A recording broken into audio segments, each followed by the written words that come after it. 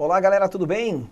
Bem-vindos a mais um Inglês que Cai na Prova, nossa edição de número 108. Que maravilha! Será que a gente chega à duzentésima? Você sabe os números ordinais de 100 a 1000? Sabe? Centésimo, duzentésimo, tringentésimo, quadringentésimo. E eu não vou nem continuar. Vai ficando cada vez mais esquisito, né? Octingentésimo, imagina, né? Sexcentésimo, pelo amor de Deus. Vamos lá. Hoje eu tenho para vocês aqui, ó, olha que concurso massa 2017, banca organizadora ESAF, né? Escola de Administração Fazendária, é uma banca que está muito em voga, galera, a ESAF fazendo muitas provas por aí. Você tem que entender como a ESAF trabalha. E ela vem nessa pegada que na verdade é meio genérica, eu já te falei isso antes, vou reforçar aqui. As provas de inglês das bancas como um todo tem sempre uma mesma tendência, sabe? Uma vai meio que acompanhando a outra. E o grau de exigência tem aumentado muito. As provas de língua inglesa estão ficando cada vez mais difíceis. Fica atento, tá? Que é aqui que a gente vai fazer a diferença no teu concurso. E olha só, aqui ele diz o seguinte, ó, vamos lá? Então vamos rodar aqui, opa, deixa eu ver aqui a nossa apresentaçãozinha. Que maravilha, tá aqui, ó. Esse é o nosso texto, tá bom? Physical check, verificação física. Como assim? A gente só vai entender esse título se a gente ler o texto, tá bom? Ele diz assim: In order to establish compliance with determined safety requirements, which are defined regulations, as well as to confirm the accuracy of the guarantee in the certificate, a physical check of every shipment is conducted. Do que será que é isso? The physical check includes the following: sensory check, smell, color, taste, consistency. Simple, brief physical tests, chopping, burning, thawing, cooking or baking.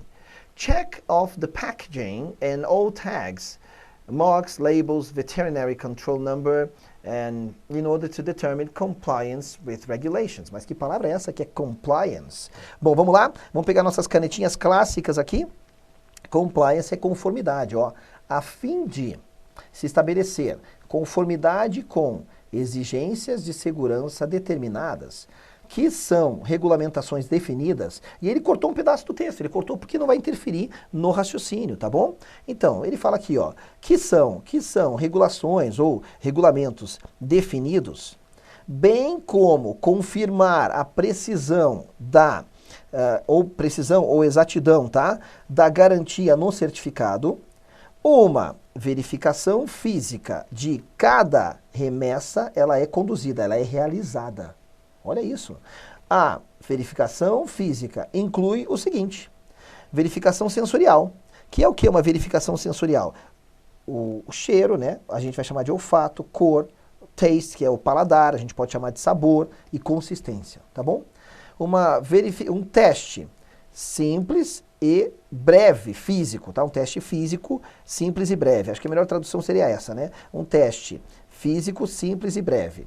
Que é o quê? Chopping, cortar. Chop, na verdade, é o verbo cortar em postas, tá? Aqui a gente vai traduzir como cortar. Cortar em postas, tá bom? Burning, que é queimar. Thawing, que é descongelar. Cozinhar. E baking, que é assar. Ou verificação do packaging, vai ser da embalagem e de todos os tags, ou seja, de todas as etiquetas. Ele fala aqui de marcas, rótulos, número de controle veterinário, a fim de se determinar conformidade com os regulamentos. Tá bom? Esquisito isso, né? Aí ele continua dizendo assim, ó, checks must be made on a number of different samples from the entire shipment to at least 1% of the products or packaging in the shipment, at least 2 or at most 10 products or packages. However, depending on the products and circumstances, more samples can be taken. E aí a gente nota aqui a presença clara, olha só, de verbos modais dentro de uma estrutura de voz passiva, gente. Tá? Então a voz passiva ela é bem passível de cair mesmo, os textos adoram isso, porque toda vez que eu tenho um texto informativo com um grau de formalidade um pouquinho maior, a voz passiva vai estar presente porque ela traz essa formalidade para o texto, tá bom? Então olha o que ele diz aqui, ó. As verificações devem ser feitas. E aqui eu posso traduzir ao pé da letra. Olha que loucura. Quando eu tenho o verbo modal sendo usado numa estrutura como essa, eu posso traduzir ao pé da letra. Então vamos lá? Ele diz assim, ó. As verificações devem ser feitas num número de amostras diferentes de toda a remessa. para pelo menos 1% dos produtos ou dos pacotes na remessa, tá? Então ele tem que fazer uma verificação por amostragem, tá? Em pelo menos 1% dos produtos ou dos pacotes da amostragem.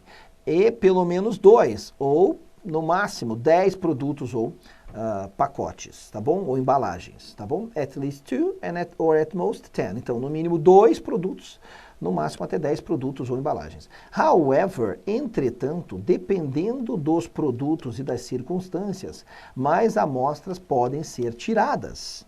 Mais amostras podem ser tiradas. Então, veja, esse texto aqui, aí vai entender melhor quem está buscando esse cargo aqui, que está entendendo do que está falando o assunto. Para nós, que não somos da área de veterinária, a gente vai entender o quê? O aspecto da língua inglesa que está sendo cobrado aqui. É isso que nos interessa e entender como a ESAF faz provas bastante específicas dependendo do cargo, tá? Então o cargo vai influenciar no tipo do texto que você vai ter. E a ESAF gosta disso, de pegar um texto relevante. Algumas bancas não fazem isso. Algumas bancas elas põem um texto aleatório para testar a habilidade da língua inglesa que não seja necessariamente relativo à área. É comum que a área de TI vai ter texto voltado para isso. É bem comum, eles não falham nesse aspecto, tá? E se for, por exemplo, uma área de um cargo para auditor fiscal, aí você vai ter mais textos que são voltados para essa área, de finança, de tributos, esse tipo de coisa. E aqui no Inglês que Cai na Prova, a gente vem navegando sobre esses vários temas nos nossos textos, tá bom? Lembrando que depois que você vê uma aula comigo, você volta e revê elas. O processo de aquisição de vocabulário vai se dar na hora que você está revendo as aulas comigo, tá bom? Olha o que ele diz aqui, ó. Gente, já faz tanto tempo que a gente está junto aqui que você vai ver que até tem uma mudança física em mim de quando eu comecei até agora. Que louco isso, né? A gente está junto há bastante tempo. Então vamos lá para a nossa questãozinha? De acordo com o texto, por que uma verificação física é conduzida, né? Why is a physical check conducted? Por que uma verificação física ela é realizada, tá bom? Bom, o que ele fala lá no começo do nosso texto? Ó, é a primeira frase do texto, né? Que diz assim, ó, a fim de se estabelecer conformidade com exigências, requisitos de segurança determinados. Essa é a função. Essa é a função de fazer essa verificação física. Ter o que? Estabelecer uma conformidade com aquilo que é exigido. Vamos ver qual item traz isso para nós? Para ver se... Olha as frases condicionais, hein? Gente, deixa eu comentar uma coisa com você aqui sobre frases condicionais, tá? Olha só. Deixa eu pegar aqui um outro slide para nós. Olha só que bacana, tá? As frases com if geralmente significa se, que indica uma condição, né? Que tem um sinônimo chamado whether. Só que também significa se. Só que não são as únicas expressões que podem indicar uma condição, tá bom? Então, muita atenção aqui. Uma condição pode ser determinada por expressões como as long as, contanto que, ó, provided that, que também significa contanto que, supposing that, que significa supondo-se que, ó que lindo, tá? Supposing that, mas essa minha caneta hoje, tá? Você pode ter on the condition that, que aí aqui não tem erro, né? Porque está falando na condição de que, é uma expressão muito parecida mesmo com o português, certo? On the condition that. E você vai ter uma expressãozinha que é o tal do unless, mas muito cuidado com esse cara, que é o a menos que. O a menos que ele é bem confuso. Porque a galerinha às vezes não sabe se depois do a menos que você tem que ter uma afirmativa ou uma negativa, ou seja, um complemento afirmativo ou um complemento negativo. Tipo assim, eu dou muito esse exemplo em sala de aula. Se chover, não irei à praia. É uma frase condicional. Se chover, não irei à praia, que é o que a gente está aqui pontuando com você rapidinho, certo? Tá bom. Então qual é a condição para que eu vá à praia? Que não chova. Mas eu posso falar essa frase de um outro jeito, por exemplo, usando o unless, que no português a gente comete a mesma confusão que eles cometem no inglês. É uma situação bastante peculiar, em que é muito raro que um problema linguístico ele se traduza igual nas duas línguas, ou seja, ele aconteça da mesma forma. Eles também não sabem se depois do a menos que vem um complemento afirmativo ou negativo, quer ver? Eu diria, se chover não irei à praia. Eu irei à praia a menos que chova, ou eu irei à praia a menos que não chova. Putz, tio Rei, eu sabia, agora você me confundiu. Pois é, a gente se confunde com a menos que e eles se confundem com o unless, nesse mesmo sentido. Eles não sabem o que vem depois, se é um complemento afirmativo ou não. Então eu vou te dar uma deixa aqui, tá? O unless, que é a palavra menos que, é igualzinho ao tal do a não ser que. E essa a gente não erra, quer ver? Ó, eu irei à praia, a não ser que chova. Portanto, depois do unless, depois do a menos que, vem um complemento afirmativo, tá bom? E ele está presente nos itens, olha que lindo isso aqui. Então ele diz assim, ó. Por quê? Porque uma verificação física ela é conduzida, ela é realizada para ver se a papelada da remessa e os produtos estão em ordem. Poxa, para ver se algo está em ordem, é justamente o que ele fala, para ver se está tudo cumprindo com os requisitos das regulamentações. Me parece bem boa esse item aqui, eu vou ficar com ele por enquanto, tá? Para ensure, gente, isso aqui é muito legal. Essa partícula aqui é uma partícula que cria verbos no inglês, tudo bem? Olha só, você pega um adjetivo, short, pode pegar outro, por exemplo, large, que significa grande. Esse carinha pode tanto vir no começo quanto no final de uma palavra. Quando eu digo shorten, ele é um afixo de verbalização, ou seja, ao dizer shorten, eu criei um verbo. Se short é a palavra curto, shorten é encurtar. Se large é a palavra grande, enlarge é aumentar. E se sure quer dizer certeza, certo, garantido, então ensure para garantir. Olha que bacana. Para garantir que nenhum item ilegal estejam na remessa. Ele não falou disso. Veja, a gente até pode saber que isso faz parte desse trabalho, mas ele não citou nada de ilegal. Então veja, não está certo, tudo bem? Essa é a máxima que a gente tem que levar para a prova de inglês. Só vale a verdade do texto. Não, mas eu trabalho com isso, eu sei que... Não importa o que a gente sabe. Se não está citado no texto, a gente considera falso, tá? Não é nem aquele raciocínio, não dá para saber. Não, é considerado falso o que não está citado no texto. Bom, para certificar de que todos os produtos têm a mesma cor, ele não falou isso. Para verificar de que o número de itens seja 10 ou menos, não, nada disso. Ele estava falando lá de amostragem. Ou para decidir how many, quantos itens precisam ser inspecionados? Não, porque na verdade ele falou lá a quantidade que são inspecionados, mas não é por isso que é conduzida essa verificação. A verificação é para ver se há conformidade com a regulamentação, portanto a melhor resposta de fato é a letra A, tá bom? Vamos para a próxima? In the second type of physical check, ou seja, no segundo tipo de verificação física, as palavras chopping, burning, thawing, cooking e baking, elas estão com, are in, estão com a forma do ing para mostrar o quê? Veja, isso eu já falei aqui várias vezes. Muitos alunos associam o ing com essa coisa do gerúndio, não é verdade? Eles falam, não, ing é quando eu dou aquela esticadinha no português, do fazendo, lendo, estudando. Isso é verdade em partes. Só que a galera generaliza. Então a gente criou um macetinho que diz o seguinte, tudo que está acontecendo tem ing, mas nem tudo que tem ing. Vamos falar de novo? Tudo que está acontecendo tem ing no inglês, né? Estamos falando, estou estudando, você está me olhando, beleza. Mas nem tudo que tem ing está acontecendo. Agora eu vou ser mais categórico ainda. A maior parte dos ings que você encontrar na tua vida, não importa o tempo verbal, não importa nada. A maior parte dos INGs que você encontrar na tua vida no inglês, não é só na prova, não é o que está acontecendo. E o ING, ele é um elemento substantivador. Deixa eu te mostrar isso porque isso é muito legal e é muito importante, tá? Só tenho que achar aqui a minha telinha, peraí.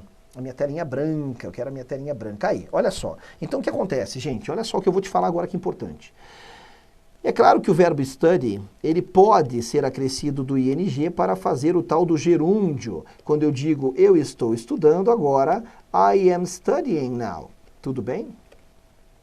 Neste caso, realmente isso é gerúndio, dando a ideia de uma ação em andamento. Tudo bem. Mas o ing, ele é um elemento substantivador.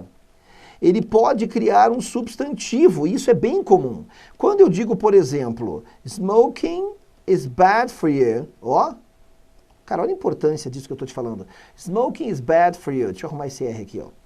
Na tradução, essa palavra fica fumar faz mal a você. Veja, ela tem ing. Mas quando eu digo fumar faz mal a você, tem alguma coisa acontecendo? Não é nem verbo esse fumar. A palavra fumar aqui, smoking, é o nome do hábito, que funciona como sujeito da frase. Porque se eu perguntar, o que faz mal a você? Fumar. Além de tudo, é sujeito da frase. Então veja, quando eu tenho o ing muitas vezes, gente, isso é bem comum, ele é um elemento substantivador, ele cria substantivos. E foi isso que ele foi feito aqui, né, no nosso exercício. Então quando ele falou lá, que eu fui traduzindo, né, como, ó, cortar, queimar, descongelar, cozinhar e assar. Por que eu fui falando assim como se fosse infinitivo? Porque isso aqui é o nome dessas atividades, não é verbo, não significa que isso está acontecendo. Então tá vendo como a ESAF também gosta de cobrar gramática na sua prova? Também. Então vamos lá, se trata do quê? Esse ING é uma forma para fazer o quê? Para mostrar que elas são palavras formadas com verbos agindo como substantivos? Cara, é bem isso. Né? Elas são formadas, né, na sua essência são verbos que estão atuando como substantivos ali.